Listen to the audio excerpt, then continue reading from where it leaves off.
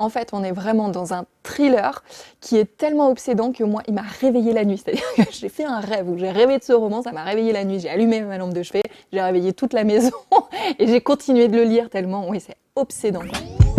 Bonjour à tous, aujourd'hui je vous retrouve encore pour un roman policier, il s'agit de Seules les bêtes de Colin Niel. Première information sur ce roman, il s'agit d'un roman choral. Déjà, j'adore. Qu'est-ce qu'un roman choral? C'est un roman où plusieurs narrateurs racontent le même événement. Une femme disparaît dans une région très isolée, très rurale. D'ailleurs, on parle souvent de Causse, donc j'ai imaginé que ça se passait pas très loin de chez nous, vers la Lozère, l'Aveyron, dans ces coins-là. Et j'ai pas du tout envie de vous en dire plus, en fait, parce que moi-même, j'ai pas lu le résumé. J'ai bien fait parce que je pense que j'aurais pas emprunté ce livre. Et du coup, l'inattendu a été une vraie source de plaisir. Pendant tout le roman, donc, l'intrigue tourne autour de ce prétexte.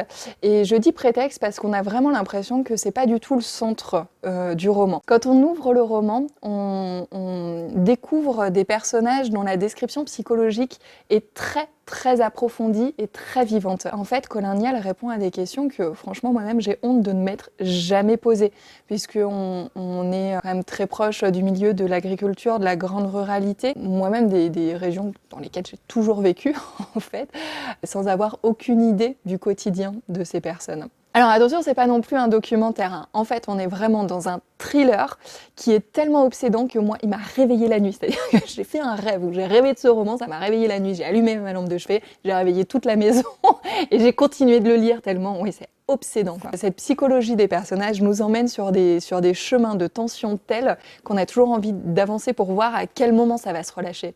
Mais ça se relâche jamais. Alors l'écriture, elle est juste admirable. À chaque chapitre, on change de narrateur et là, Colin Niel change de verbe, il change de style, il change de mots et en fait, c'est toujours hyper juste, ça correspond toujours complètement au personnage sans tomber dans la caricature. Nous, lecteurs, on est en immersion totale parce que c'est ultra réaliste.